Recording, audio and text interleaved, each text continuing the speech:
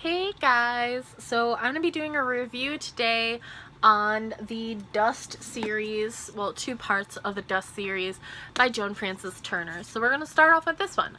This is Dust by Joan Frances Turner, and I absolutely, positively adored this book. This book follows a girl named Jessie who rises from the dead in Michigan. I believe it's Michigan, right? Yes. It's around Lake Michigan. And it follows her and her gang of zombies through being zombies, and also through a plague that is made by somebody. We'll get into that in the spoilery part of this review, but oh, sorry guys, my cat just knocked something down.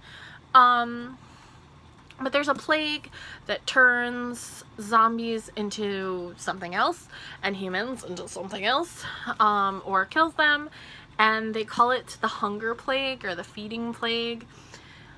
I enjoy this book so much because Joan Frances Turner has such a way of writing where you feel like you're walking at the same and reading at the same pace that the zombies are walking, and I felt so connected to these characters, and I could literally see everything perfectly in this world. It was so descriptive and so good, and I enjoyed it so much. I enjoyed the way that the death was like portrayed in this book. I loved the message of whether zombies are the real monsters or humans, and what it takes to actually make a human and humanity is so good in this book, and I just loved it. And I loved it so much that after I picked this up at the thrift store, by the way, that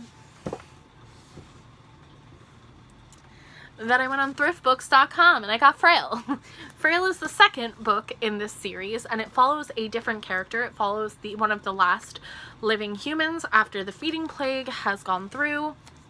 That is not an ex-human or an ex-zombie, and it follows that person through their journey, and there is a dog that's not really a dog that follows her around, and she ends up in this kind of camp area with people that are very different, and like protected, and why they're protected. And this book follows that around, and this book also has a twist on what makes humanity, what makes somebody human, what makes somebody not human, and that like whole like lesson and question and whatnot is brought over into this book in a really lovely way. And again, this book is like such a great like detailed book where I felt as though I was traveling at the same speed that the character in this book was traveling. Why can't I remember her name? Why can't I remember her name? I loved the characters in this. Her name is Amy. We're following Amy around. There are characters brought in from that book, and then they tie together at the end of this book. I really did enjoy it a lot, and I enjoyed the ending so much. This one felt more like a series book to me than this one did. I think this was supposed to be a standalone novel, and then she decided to continue because this was wrapped up in a nice little bow, and I was so satisfied with it by itself. But this one leaves you on a cliffhanger. It leaves me with so many questions, and I want to read the last book so bad. Oh my god. So as far as like things that I enjoy about these books, as like physical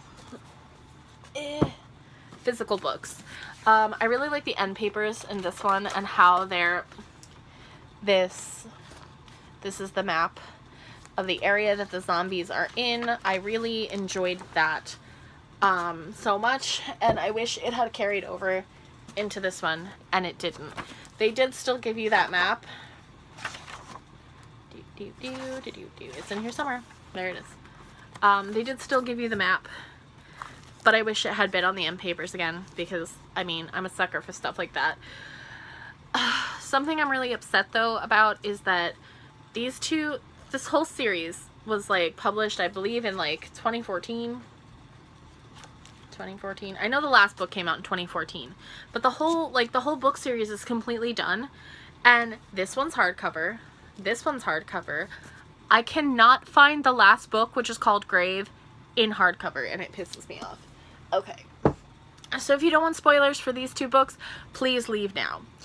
So in the first book, what happens is Jesse's brother, Jesse is the main zombie person, Jesse's brother ends up creating this feeding plague from the H. pylori virus or whatever that is already in your bacterium that's already in your stomach, and it turns zombies, it's supposed to turn zombies back into humans, but it just makes them regenerate their flesh and makes it so that they can't die. It also infects humans and makes humans ravenous. They'll eat anything. Literally anything they can get their lips around, they will eat it. And they end up rotting from the inside out and dying. And the whole book is about, the whole like journey through this book is getting back to this place called Prairie Beach, where all of the labs are, and there's something about the sands that makes zombies rot less fast, and it actually saves them, including Lisa. Lisa is Jesse's sister. She got the plague because she was the first, like, experiment, so to speak. Her brother brought the plague home to his sister and hid her, and she actually ends up living. And at the end of the book, it is Jesse, Lisa, I forget the other girl's name, and Link all together, and they live on this little, you know, this little house development or whatever. And there is an underlying love story in this, which I really liked. It was between, at first it was between Jesse and this guy named Joe, which Joe is also a zombie, but he ends up not being able to contract the virus, and he ends up like making it so he dies because he doesn't want to live without Jesse, I'm assuming. And then she ends up with Link. I guess they're in love. I'm not really 100% sure.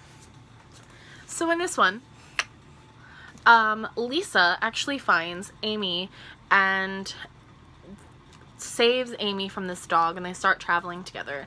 And then they're picked up by a ex-zombie and a human woman, and they're brought back to this like compound where all of the ex-humans, ex-zombies, they're mostly ex-zombies, are guarding the outside, and the humans work on the inside. And it's run by Billy and Mags, and Billy and Mags were part of Jesse's old gang. So far we have 3 old characters in this.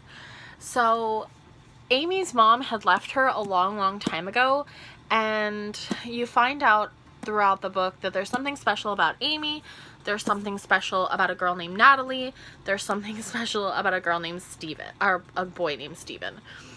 And they all end up back at the lab because this little girl named Naomi, who is a human, keeps saying that Natalie's already dead. Natalie died a long time ago. The Scissormen took Natalie. And the Scissormen are a bunch of exes that come to take away these special kids like Natalie and like Amy and like Steven, and they do experiments on them. And basically these experiments kill a human and bring them back to life as a human. It's as if you cut the thread and tied it into a little knot and it just kept going. And you find out that Amy is extra special because Amy's mother has been dead since she was a kid. And she was in this lab, and when she escaped, she slept with this man.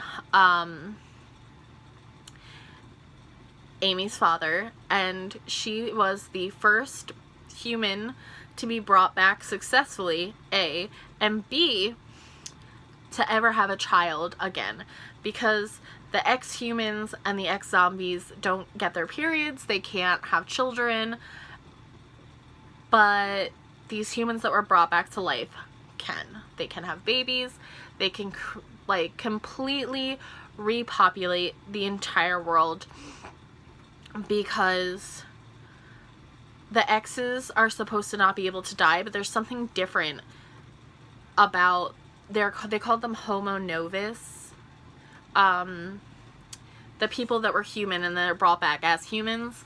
There's something different about them. Some kind of rage builds up inside of them, and they can do things like they can kill things that aren't supposed to die. And it was just done so well. I really enjoyed it. The ending, you end up in that lab. You end up finding out that, you know, Natalie is running the whole show.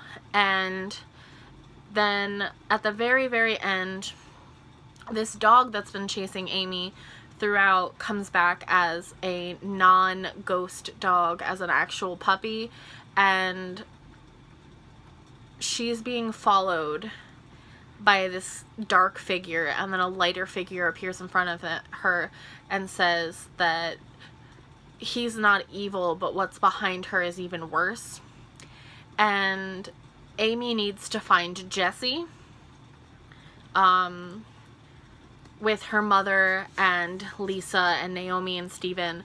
They all need to find Jesse, and because Jesse can see things, that's something I didn't mention, is Jesse can see death, but they need to find each other and figure out a way to end this, to figure out a way to end all the exes, to figure out a way to bring everything back to the way that it's supposed to be before whatever is following Amy one step away. Like, every time Amy makes a step towards it, it makes a step back. Every time Amy takes a step forward, it takes a step forward. It keeps in a perfect, like, there's a bar between them holding them together, and they move in sync. Before that figure catches up with Amy and things end badly. So I'm really looking forward to the last book. I feel like these are very underrated books.